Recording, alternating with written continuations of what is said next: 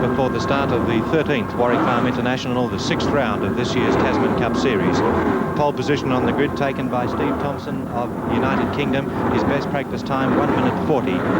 Next to him, Graham McRae of New Zealand. On the second line, Max Stewart of Victoria and John Walker of South Australia. Third line, Frank Matic, one of the early favourites for the race, with America's Sam Posey of the United States in car 34. On the fourth line, Tony Stewart and Alan Rollinson. On the fifth line, Kevin Bartlett and Graham Lawrenson. Sixth line, John McCormick and Errol Richardson and Dexter Dunlop at the rear of the field. About 20 seconds to go before the start of this race. 45 laps of the 2¼ mile circuit, 101 miles, or in metric terms 162 kilometres. Here's the start.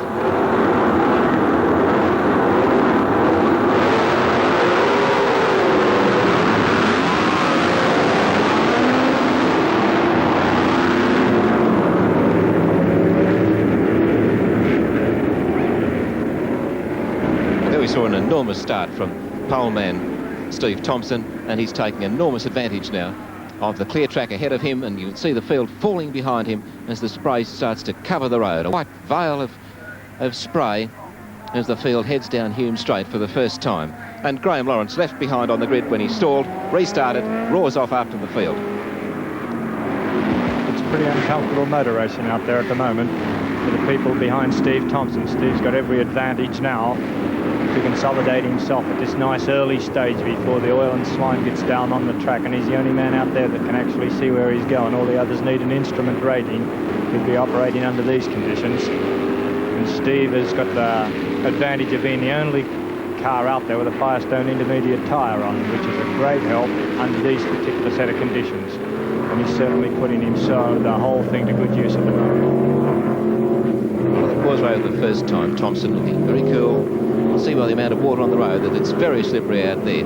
Thompson with a very clear lead, and second already Frank Matic from the third row of the grid, looking very composed in there. Behind him would have been Max Stewart, then came Graham McRae, then Posey, then I think we might have miscalled Matic, and in fact it was John Walker running second. Matic back behind Posey and back with the leader now.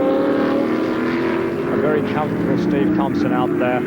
Very little correction on the car, getting the power on nice and early, and it's a very satisfying feeling on the first lap. The motor buyer can realise that you are extending your advantage immediately. There's Kevin Bartlett has just left him the track, but no serious damage, and he'll certainly be able to continue only well down the field.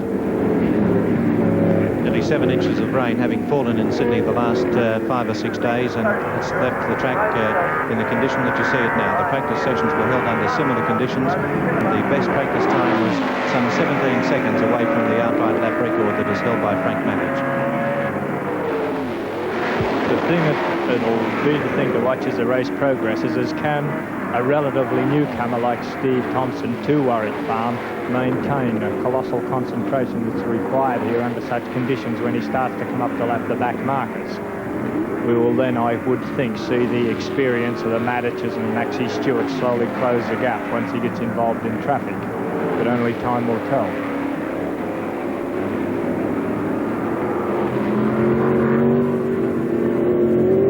They went over the finishing line to complete the first lap. Steve Thompson of the United Kingdom leading from car 25, driven by John Walker.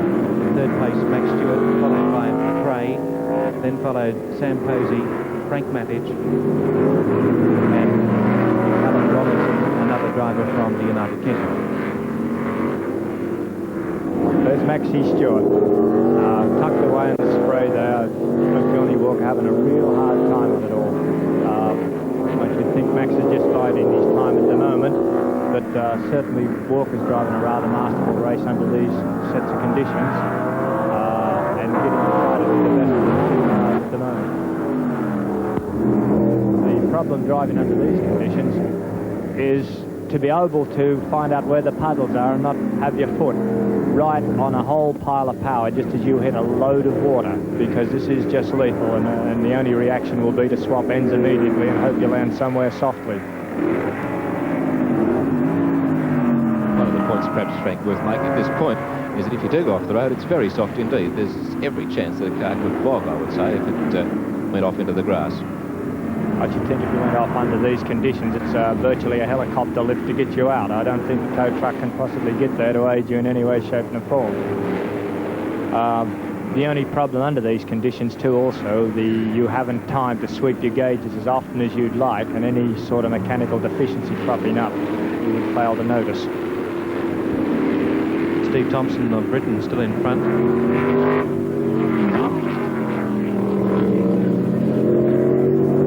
Over the causeway on the third lap, the order still unchanged, with Thompson holding down this handy lead after 2 completed laps, and we'll see him shortly go around Polo Corner and into pit straight for the end of the third lap.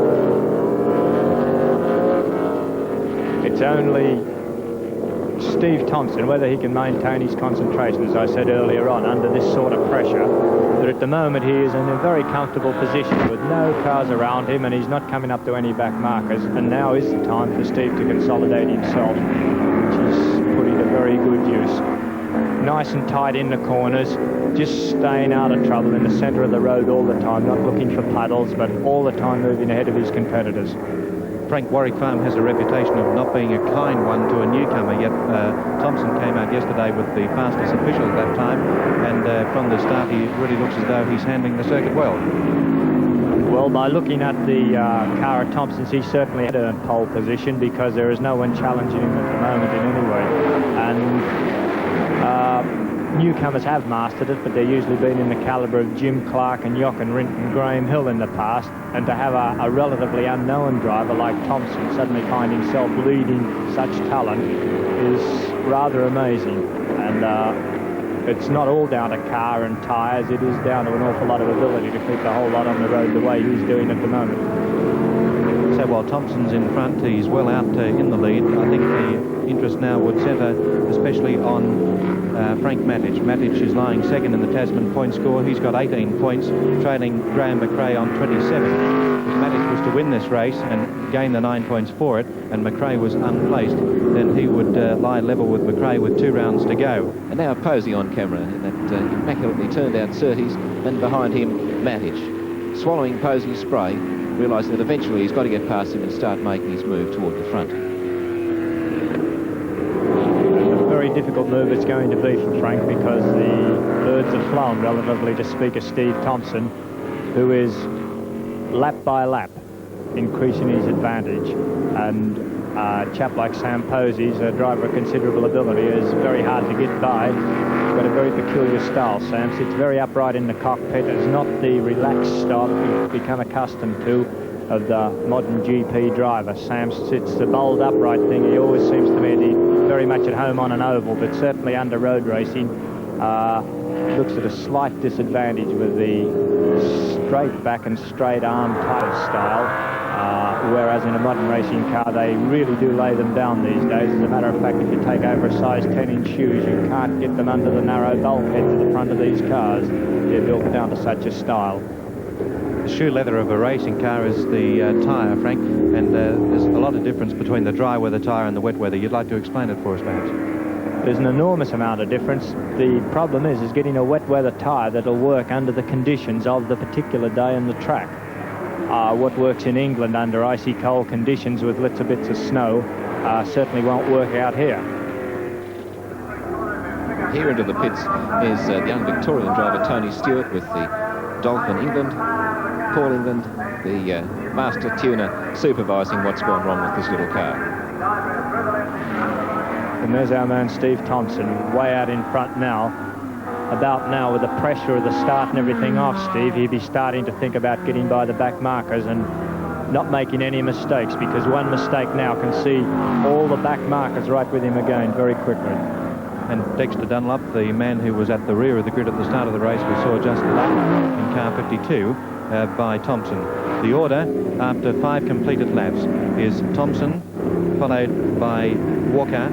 In third place is Stewart, that's Max Stewart, In fourth place, McRae, followed then by car 34, which is the Surtees Chevrolet driven by the American Sam Posey. Frank Matic still in sixth place, and there has been no change to those positions after 5 laps. Here we have Steve Thompson just pushing on in a very relaxed style. I have never seen a young man take the Warwick farm so well, and he's not losing any time with the back markers like I thought he might. Incredible thing about him, Frank, is that he's only 25 years of age. People in Sydney were informed that he was 28, which is still relatively young for a man to gain a lot of experience in top international motor racing, but for a man of 25 to lead this field in the manner he's doing must speak volumes for his potential.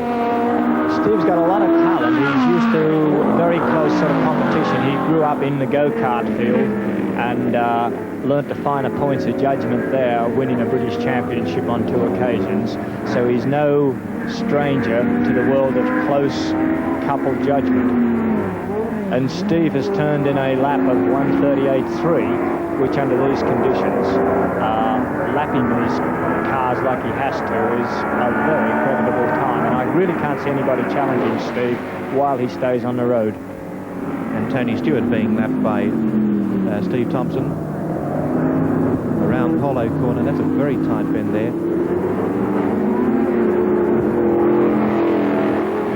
Steve is not biding his time. He's just tucking through on the outside or the inside. I thought he'd be very conservative in traffic, but my goodness, here's a surprise packet here today.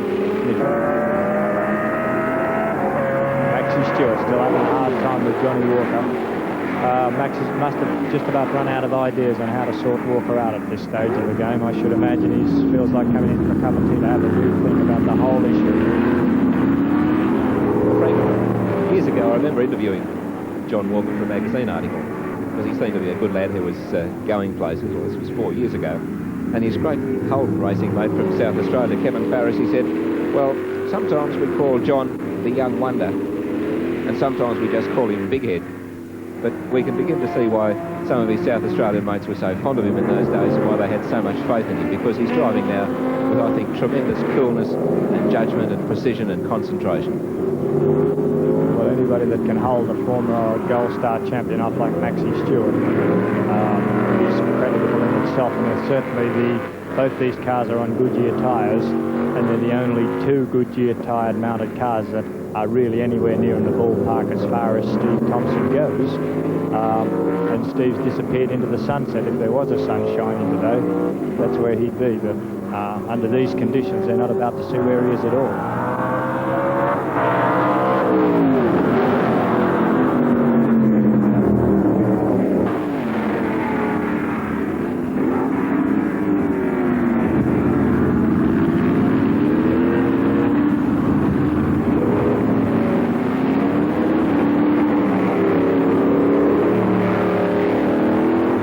Tasman Series leader at the moment, twice previous winner Graham McRae, driving very smoothly, very nicely placed in 4th place in the race at this stage. He's in there somewhere, believe me. And in fact, the impression I gain is, now there's McRae now coming off the crossing, that he's not all that far behind Max Stewart and John Walker, who are respectively 3rd and 2nd in the race at this stage. So just on a third of the race completed, Steve Thompson leads. Car 25 in second place is the Repco Matic driven by Johnny Walker, and in third place is car number 6, the Lola Chevrolet driven by Max Stewart. Thompson recording a time of 1:37.5 for the 11th lap. It certainly looks like McRae is going to join this double struggle with Johnny Walker and Max Stewart. Graham is slowly closing the gap, and he's now very much in contention to have a go in this blind man's bluff, so to speak, to sort one of these other cars out. But as you can see, he really has a hard task on his hand, wandering his way through that sort of mist. But Graham is a very experienced chap in these types of conditions, and done more of it than anybody else out there, I would think. And driven all over the world. He just treats a circuit from day to day, although he doesn't get on with the farm all that particularly well.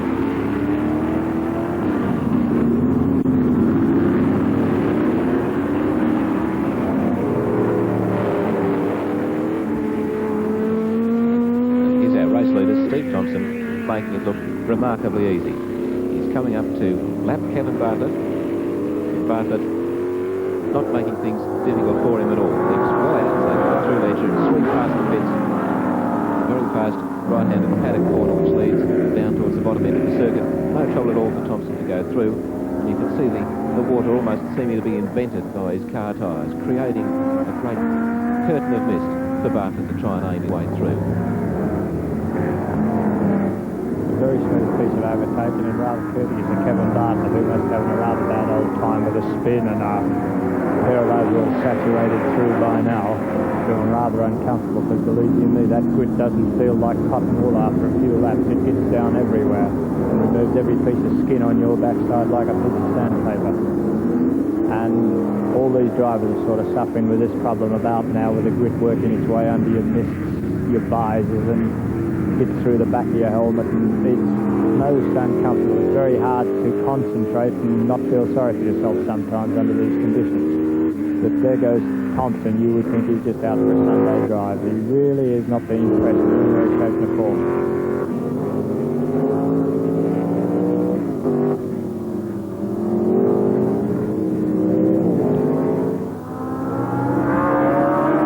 Fine piece of work by Max Stewart as he goes along the inside. Johnny Walker it was to overtake the car to complete the 18th lap, and the lead is still held by Steve Thompson.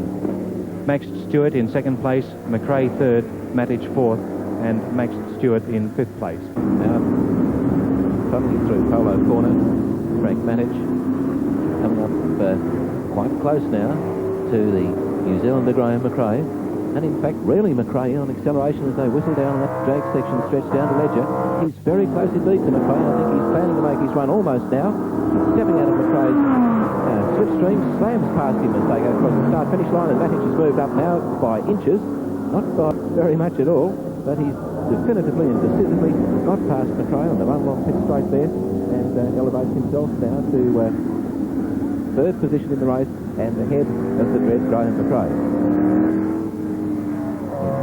Nice piece of work by Frank Madison to time it so right to just occupy the other person's piece of road under brakes. Is a pretty tricky old manoeuvre, and Frank showed what an expert he is. That particular thing, he's been looking at that corner, mind you, for a lot of years, where Graham sees it once a year. That it was a beautifully timed piece of driving, and certainly when a car goes by like that and Graham got such a mouthful of water, I just hope he had a sponge in it to sop some of it up. And it is interesting from a point of view of Frank, because if he can finish, say, in second place and accumulate the points for second place, it puts him in a pretty favourable position with Graham McRae, who is once again about to lose some more points to Frank Matic, and thus making his lead rather slender at this stage of the game. In the overall series, it gives the whole series a boost, because they go to Sandown with the series very much in contention between Frank and Graham McRae. It's certainly a lot more interesting position, because after 3 rounds of the series this year, that's the first 3 races in New Zealand, people had written the series off, saying it was already won at that stage by Graham McRae, but points here to Frank Matic could really develop some latent interest in this series. Steve Thompson, however, has increased his lead to 49 seconds, and Matic, that lead, 49 seconds, is over the second place Johnny Walker, so even if Matic gets around Walker, he's still going to have that tremendous leeway to catch up. You can see in the last lap the impression Matic has made on Johnny Walker. As soon as he gets himself some visibility and shakes his head and gets the grit out of his ears, I should think Johnny's in for some real opposition under the braking area, especially down into the tight creek corner. You can see Frank closing the gap all the time under brakes. See the big jump? Very good, very determined now, Frank, pushing on under these conditions. Nice tight line out, and Johnny will really know that he's got a driver on his tail now, although they're both in the same make of motor cars. So I'm not sure, Frank, that there's going to be any kind of team driving here. Walker, I feel, doesn't feel obliged to see second place to the man behind him simply because the man behind him sold him the car.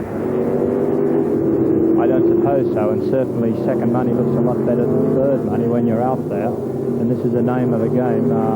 It's really not a Sunday drive. They're all out there to earn what they can under what's available, and certainly if Johnny lets this place slip, he's going to be probably $1,000 less. 500, I think, is the difference between third and so you do a little bit of exercise for $500, seeing as you're out there anyway. And I'm sure Johnny's thinking about this, but also Frank is thinking about it, and I'd say he's the more tenacious of the two at this stage. There certainly won't be any teamwork.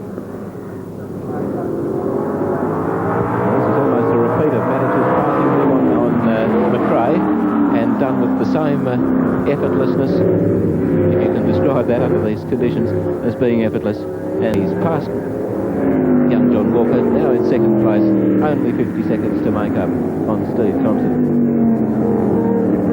I like the way you say only 50 seconds, Graham, with your tongue in your cheek.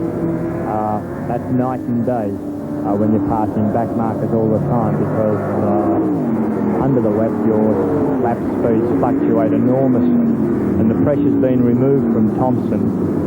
Matic is the pursuer, and he's a chappie that's got to put the effort into his driving, whereas Thompson can bide his time and stay the tidier and the smoother of the two.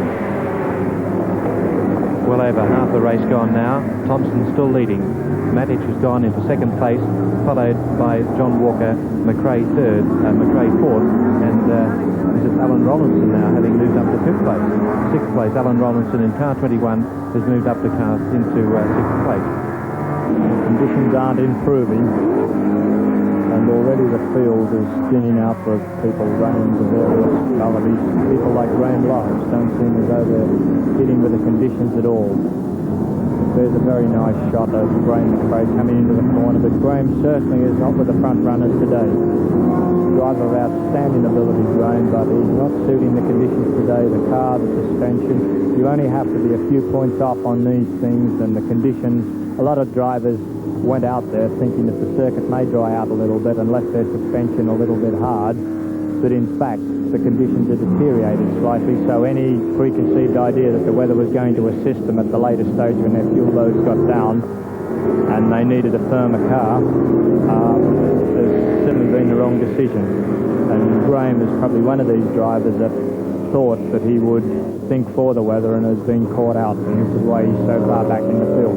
Likewise with probably Frank Matic, who's doing a slightly better job than Graham out there. But it's these little things that put the top liners back. But it also, on another day, they can have guessed right and be so far in front that it doesn't matter. Less than 5 of the 45 laps to go. The order is Steve Thompson from Frank Matic, with John Walker in third place, Graham McRae fourth, Max Stewart fifth, and in sixth place is John McCormick. That's the order with just over 4 laps to go.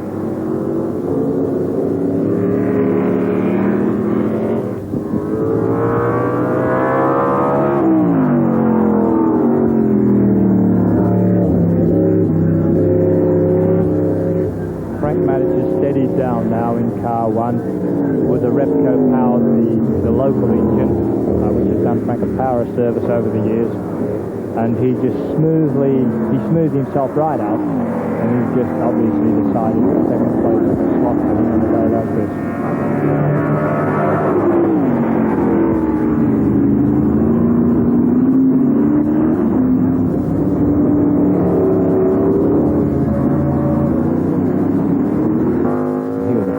Is the most determined dice, with John Walker from South Australia continuing to lead as the race ticks by.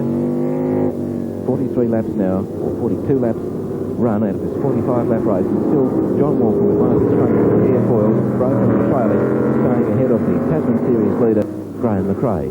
These two have been a hammer and tongs for half the race, and McRae not really making very much impression as the race winds down to its final couple of miles. I can't quite believe that Graham is going to let the whole thing end about it. Just have one big go to get past Walker. But certainly Walker gets to jump on him quite regular, and McRae shaking his fist at the flag marshals, at Walker, at anybody in this late desperate, because the further he gets back, the more points he loses to Matic, and the further he's putting himself out of contention for the outright win of his third Tasman Championship. Well, I can't help feeling, nonetheless, Frank, that under these circumstances, that was a very carefully controlled piece of acting. McRae should know as well as anybody that if there's a gap to go through, he would have got through it. And if John Walker was ahead of him at the end of that corner, well, that was because that was where he deserved to be. John Walker every credit for the race that he's driven today.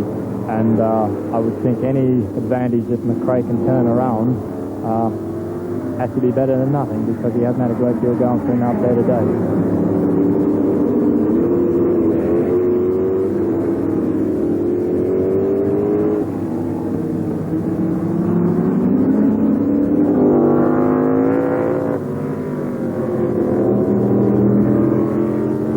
As these two continue their dice in the final and desperate stages of the race. We'll find that very shortly we'll have Steve Thompson, race leader, come into view. He's now got a lead of nearly a minute and a half over second place Frank Matic.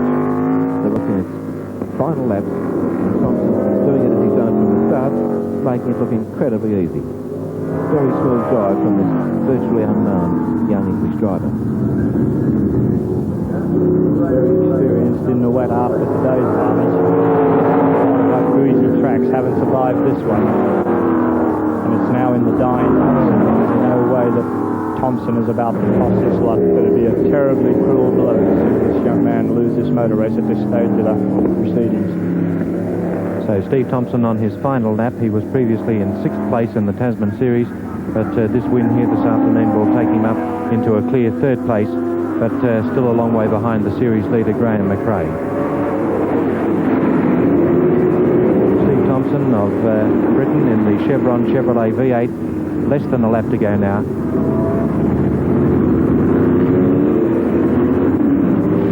And a go-to-way win by this 25-year-old Englishman.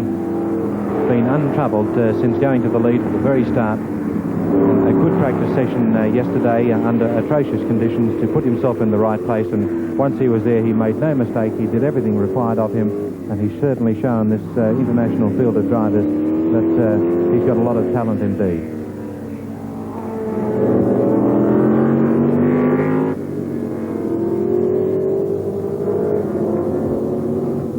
The point worth remembering at this stage of the race is that Thompson, being still astern of this great dice between John Walker and Graham McRae, will take the checkered flag, while Walker and McRae have still got 99.9% of their lap to complete to finish the race. So that while Thompson will have finished his race when the checkered flag falls, we must remember, I think, that McRae and Walker will still be hard at it for the remaining 2¼ miles of that final lap.